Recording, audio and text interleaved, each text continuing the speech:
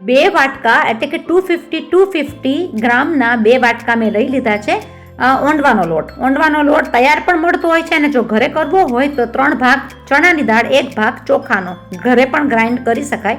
તો આ પ્રમાણે મેં લઈ લીધો છે એ લોટ. એની અંદર મેં લઈ લીધું છે 2 ટેબલ સ્પૂન જેટલું ખાટું દહીં.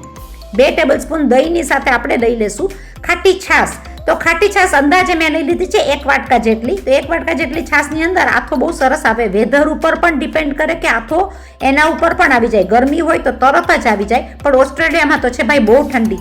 લઈ લીધી છે મેં થોડીક હળદર અને ખાંડ, એટલે 1 ચમચા 1 ટેબલ સ્પૂન જેટલી હળદર ખાંડ માપથી નાખતી જઈશ પાણી. આની અંદર મને જોઈ ગયું છે 1 ગ્લાસ જેટલું પાણી. એની અંદર મેં મિક્સ કરી નાખ્યો છે આખો લોટ અને રાતના પલાળીને રાખી દીધો છે, જેથી કરીને બીજે દિવસે આવી ગયો આથો આવી ગયા બાદ બધી વસ્તુ એની અંદર નાખી દઈશું. જોવું ને તો સિમ્પલ રીતના તો આની અંદર જશે. ડુંગળી એટલે 1 કે 1.5 જેટલી ડુંગળી કાપીને પણ તમે ઝીણી ઝીણી નાખી દો. આથો બહુ સરસ આવી ગયો છે, કારણ કે ખાંડ અને નિમક નાખ્યું હોય એટલે આથો આવી જાય સરસ. મેં લઈ લીધું છે 1 બટેટું અને ગાજર. ભાઈ એની અંદર દૂધી જોઈએ, પણ ઓસ્ટ્રેલિયામાં તરત જ દૂધી કાઢવી ક્યાંથી મળતી હોય, પણ લેવા માટે જવી પડે માર્કેટમાં. લઈ લીધું છે મેં પાલક અને ધાણાના પીસીસ. મેથી પણ લઈ શકો, એટલે કોઈ પણ ભાજી તમે લઈ શકો. અંદર ભાજી તો ગમે એ નાખો, બધી સરસ જ લાગે. હેલ્ધી ઓંડવો થશે. મમ્મીઓની અને દાદી નાનીની વિસરાતી રેસીપી છે ભાઈ. નાખી દીધી છે આ બધી વસ્તુ. ઘણા તો નાખતા હોય છે મટર ને બધું, પણ આપણે નાખીએ છીએ આટલી વસ્તુ. લઈ લીધી છે ડુંગળીને ઝીણી ઝીણી કાપીને લઈ લઈશ એની અંદર. આની અંદર તો 2 ડુંગળી નાખો તો પણ સ્વાદમાં લાગે બહુ જ સરસ. આદુ મરચાની પેસ્ટ. આદુ મરચાની પેસ્ટની જોડે થોડું અંદર આદુ વધારે હોય તો સ્વાદિષ્ટ એકદમ સરસ લાગે. ચલો લઈ લઈએ મસાલો. 1 ટેબલ સ્પૂન જેટલી હળદર પહેલા પણ નાખી છે. માપથી નિમક પહેલા પણ નાખ્યું છે, તો જોઈ કરીને માપથી નાખી દેવું. એની અંદર લઈ લેશું થોડી એવી ખાંડ. ગળાશ ખટાશનું જો બેલેન્સ બરાબર હશે તો ઓંડવો લાગશે બહુ જ સરસ. તો મેં લઈ લીધી છે 2 થી 3 ટેબલ સ્પૂન જેટલી ખાંડ. તમારે જોતી હોય એ પ્રમાણે, ઓપ્શનલ છે ભાઈ, ન નાખો તો થોડી બી નાખાય. લીંબુનું માપ એટલે કે લીંબુ થોડું નાખી દીધું છે, જેથી કરીને ગળાશ ખટાશમાં ઓંડવો લાગે સ્વાદિષ્ટ.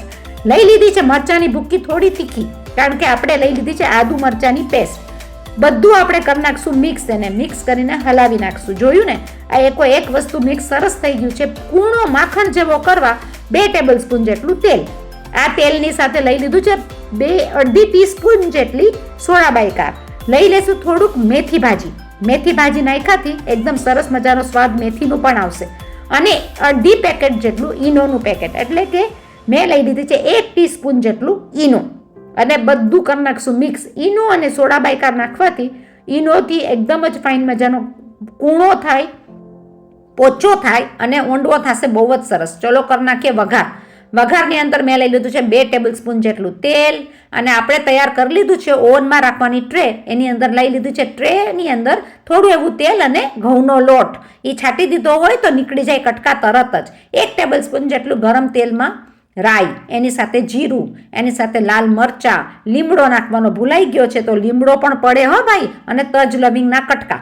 એની સાથે 1 ટેબલ સ્પૂન 2 ટેબલ સ્પૂન જેટલા તલ અને જોરદાર હિંગ નાખ્યા બાદ આ બધી વસ્તુ જશે ઓંડવાના મસાલાની અંદર. જોયું તમે, સ્વાદિષ્ટ ઓંડવાનો મસાલો તો જોરદાર વધારે સ્વાદિષ્ટ થઈ ગયો. આને તમે નાસ્તામાં લ્યો, જમવામાં લ્યો, ડબ્બામાં લ્યો, પેકિંગમાં લ્યો, કોકને ગિફ્ટમાં દો. ઓંડવો તો હેલ્ધી પણ ખરો, એટલે જીમવાળા પણ ખાશે, ઘરના પણ બધા ખાશે. લઈ લીધું છે આપણી બેકિંગ ટ્રેની અંદર આપણે ઓંડવાનું મિક્સિંગ. હવે બધું જ અંદર આવી ગયું ને, ડુંગળી, ભાજી, લસણ નાખવું હોય તો, બાકી જરૂર નહીં. અને બાકી બધા મસાલા તો ગળાશ ખટાશ તીખાશ જોરદાર હોય તો ઓંડવાનું માપ બહુ સરસ થાય. મેઇન છે સોડા બાયકાર અને ઈનો. હવે ઓવનનું આપણે લખ્યું છે 180 જેટલું. 180 મીડિયમ ધીમા તાપ ઉપર જો આવો થશે એને ચેક કરવો કે કેટલો કડક થયો છે. કડક હશે તો મજા આવી જશે. નીચેના અને ઉપરના ભાગને થવા દેવો કડક. થઈ ગયો ઓંડવો રેડી.